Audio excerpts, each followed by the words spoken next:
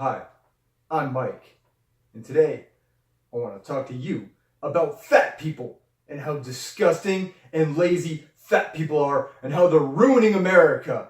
Two ways they're ruining America. One, their fat, disgusting bodies are causing healthcare costs to spike up. And two, they're lazy and disgusting, which means they're Democrats. And Democrats are ruining this country. And the reason they vote Democrat is so they can get their free healthcare to cover the cost for their disgusting bodies.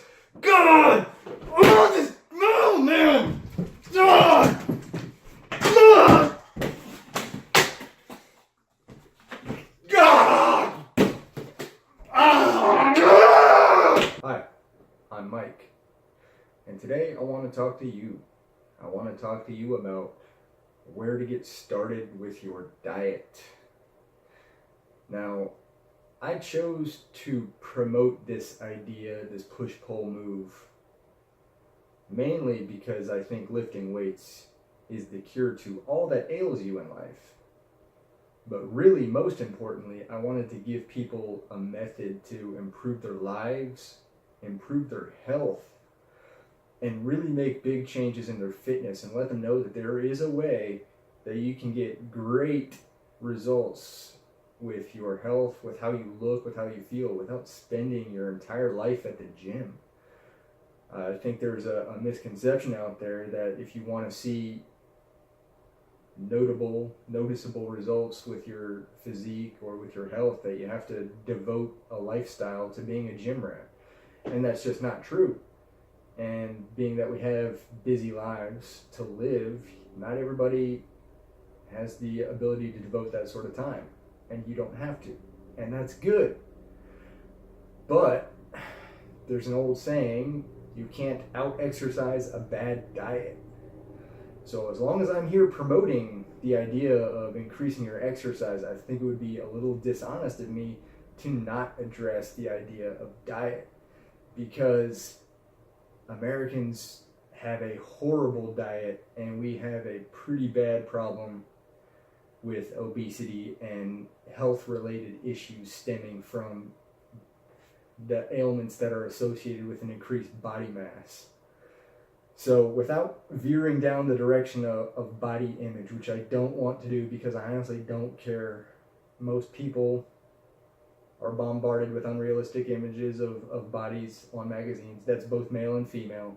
And I know that not everybody is going to look like that. Most people won't. 90% of all the healthiest people in this country are not ready to walk on and have a photo shoot taken right now to look on the cover of a magazine. And that's the truth. So we need to stop pretending that, both men and women are not being fed a little bit of dishonesty by the fitness industry in terms of like what you can expect with appearances and stuff like that. However, the most important issue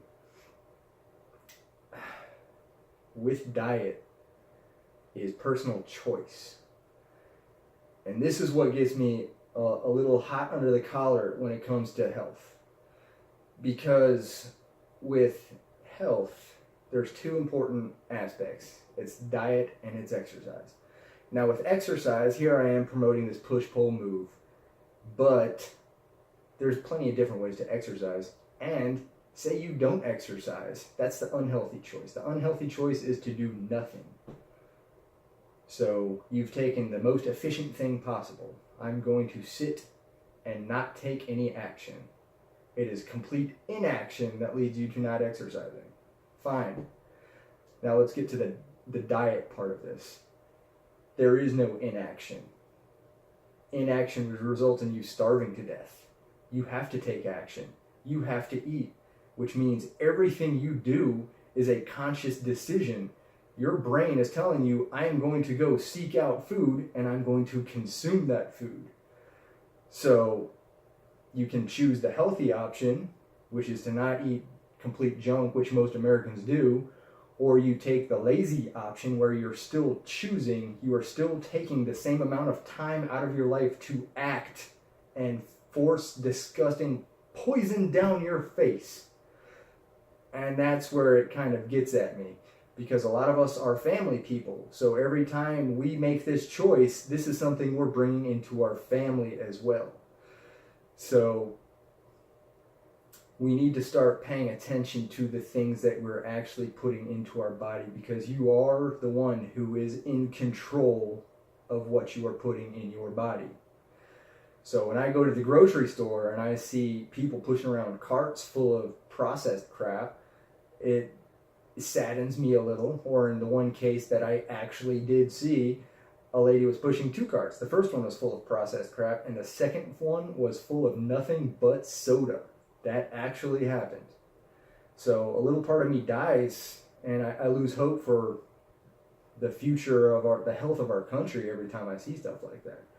And I feel parents, especially dads, because I'm all about this dad bod thing, a lot of us are the ones that are at risk, because, you know, we're Dadzilla. We destroy all leftovers, right? You know, if you got like 1 little plate, 2 little plates at the table who didn't finish all their stuff, I mean, hey, why not? A little bit of extra food, just finish off their plates instead of throwing it in the trash. So, well, you know, look 5 years later, and all of a sudden you're carrying around, you know, 10 extra pounds, 20 extra pounds of a little bit of leftovers here and there. And if you're eating bad food, you know, that's twice as bad.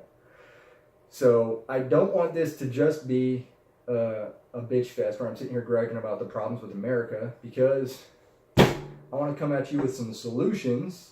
I don't just want to point out the problems. So the biggest solution to this is really just make your own food. That's the way you're going to get started. This is not an actual diet plan. Like, I'm not going to feed you an idea of like, here on day 1 you need to eat this, on day 2 you need to eat that. The first step, you can't arrive at the end without getting to the first step. And the first step is awareness of what you're putting in your body. So what's going to happen when you make your own food is you're actually going to see what's going into your own food. If you're following a recipe that says, hey, put 2 cups of sugar and a half a gallon of vegetable oil in your food, some red flags should go up like, hey, maybe I shouldn't consume this. So when you start making your own food, you're actually just going to start putting your mind to like, hey, that's good things to put in my body, that's not good things to put in my body. So step 1, make your own food. And I realize the reason I'm starting this push-pull-move thing is people say they don't have time. And you may tell me, I don't have time to make my own food. That's why I go the route, you know, the easier route that takes time or takes less time. And my answer to that one is, you are going to pay the time. You're going to pay the time up front, or you're going to pay the time on the back end.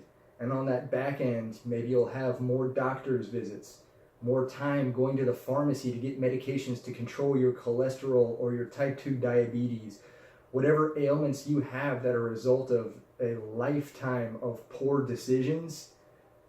That's the time you're going to end up paying. So not only are you going to pay with interest, you're going to lose control of how you pay. Up front, you're in control.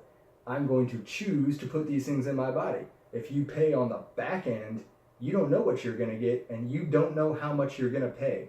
Does that seem like a good trade-off? I don't think it is.